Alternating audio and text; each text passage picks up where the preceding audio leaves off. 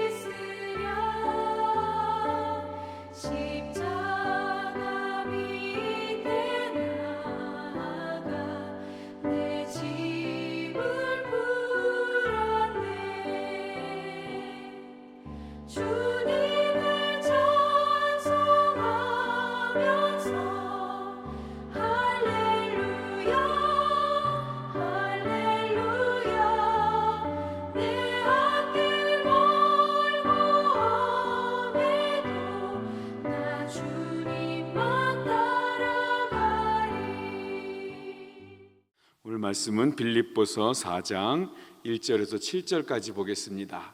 빌립보서 4장 1절에서 7절입니다. 한 절씩 교독하고 마지막 7절은 같이 보겠습니다. 그러므로 나의 사랑하고 사모하는 형제들, 나의 기쁨이요 면류관인 사랑하는 자들아, 이같이 주 안에 서라. 내가 유오디아를 권하고 순두개를 권하노니 주 안에서 같은 마음을 품으라. 또 참으로 나와 멍에를 같이한 내게 구하노니 주와 복음에 나와 함께 힘쓰던 저 여인들을 돕고 또한 클레멘드와 그 외에 나의 동역자들을 도우라. 이 말씀들이 이 이름들이 생명책에 있느니라. 내가 다시 말하노니 기뻐하라. 너희 관용을 모든 사람에게 알게 하라. 주께서 가까우시니라.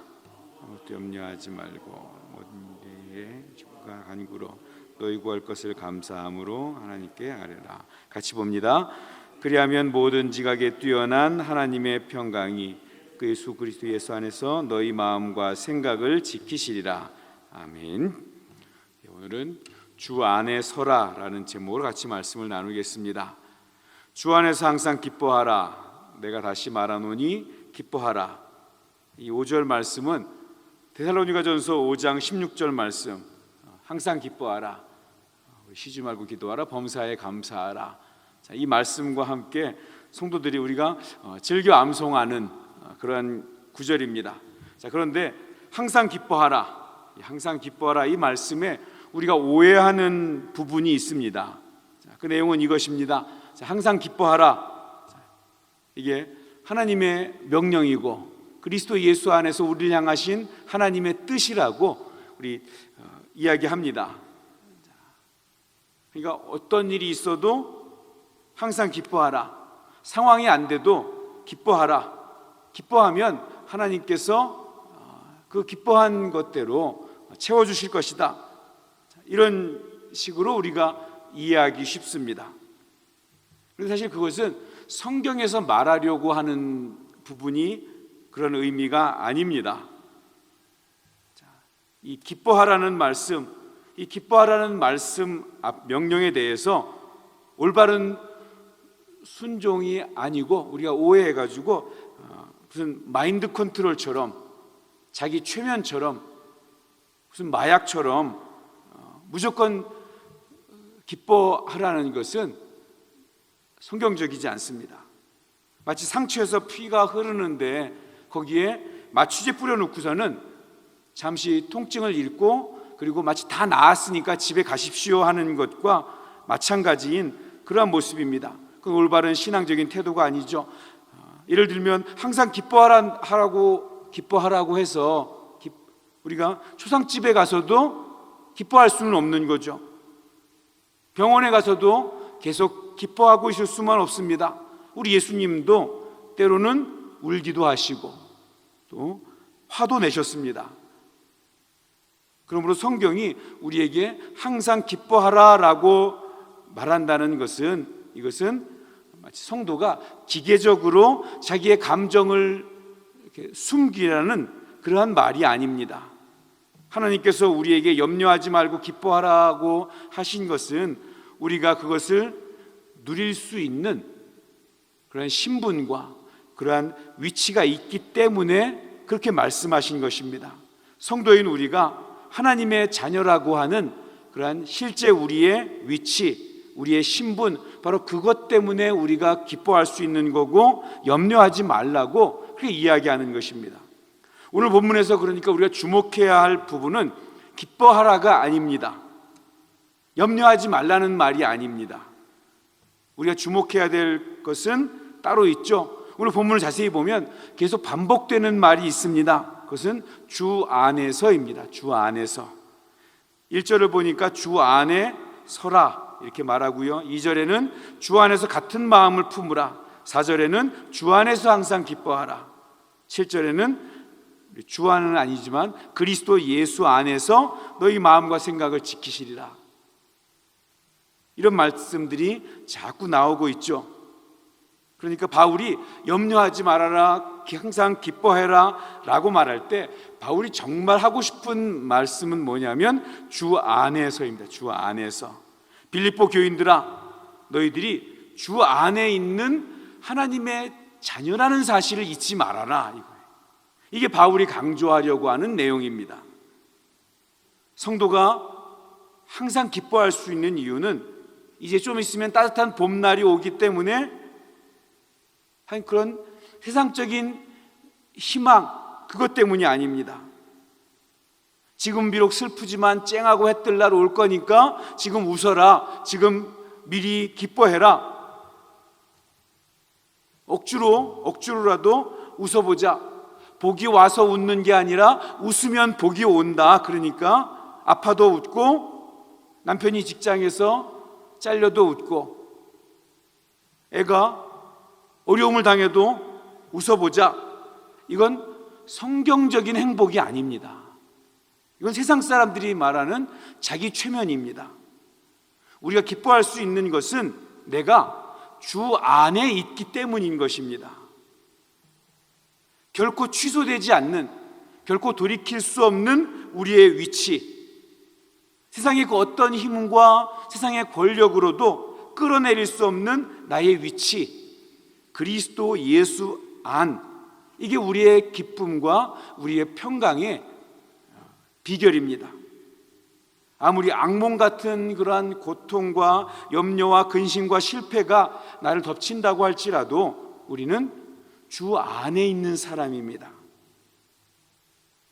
예수를 믿어도 근심과 염려와 걱정이, 그런 일들이 찾아올 수 있습니다. 그러나 분명한 것은 그 근심과 고통과 염려가 내가 주 안에 있다는 것, 내가 하나님의 자녀라는 그 사실을 취소시키지 못한다는 거예요.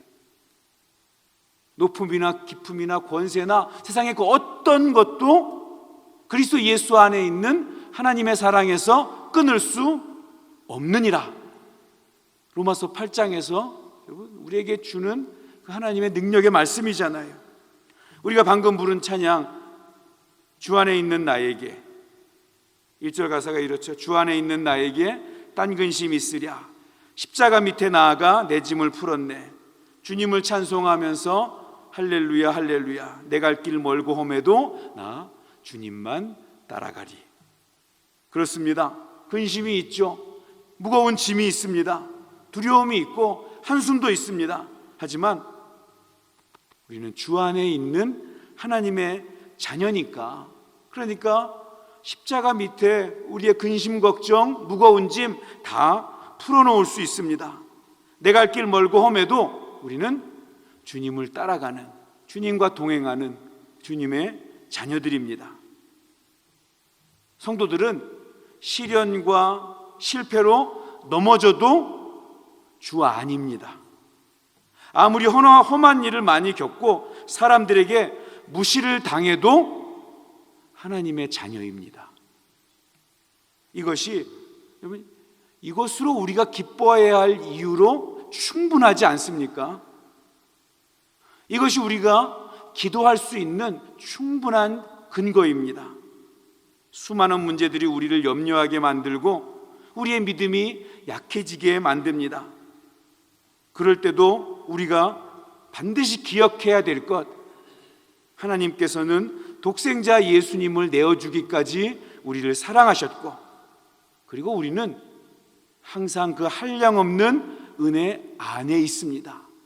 때로는 내가 그걸 잊어버린다고 할지라도, 내가 그거를 느끼지 못한다고 할지라도, 이건 성경에서 말하는 약속이기 때문에, 성경이 보증하는 것이기 때문에 내가 감정적으로 느끼지 못해도 나의 위치와 신분은 주 안에 있고 하나님의 자녀입니다. 주님께서 주신 나의 자리, 나의 신분 분명하게 기억하고, 그래서 매 순간 기뻐하며 살아가는 것이야말로 은혜를 아는 사람들, 은혜를 기억하는 성도의 바른 태도입니다. 오늘 하루도 그러한 복된 기쁨의 삶을 살아가는 그러한 저 여러분 될 수 있기를 주님의 이름으로 축복합니다. 기도하겠습니다. 하나님 아버지, 우리는 주 안에 있습니다. 어떤 상황과 어떤 어려움에 부딪힌다고 할지라도 우리는 주 안에 있음으로 인해서 감사합니다. 우리에게 고통과 염려와 불안과 걱정이 엄습하더라도 우리를 주 안에서 떼어놓을 수 있는 것이 없다는 것을, 그것으로 인해 감사합니다. 자기 최면이나 마인드 컨트롤이 아니라 우리가 어떤 존재인지, 하나님이 어떤 분인지, 주님이 우리를 위해서 어떤 일을 하셨는지 그것을 기억함으로 인해서 불안과 염려와 슬픔이 많은 세상 가운데 있지만 매 순간순간 주님과 동행함으로 말미암아 진정한 기쁨과 진정한 감사가 넘치는 그러한 삶이 되게 하여 주시옵소서. 그런 오늘 되게 하여 주시옵소서. 예수님의 이름으로 기도하옵나이다. 아멘.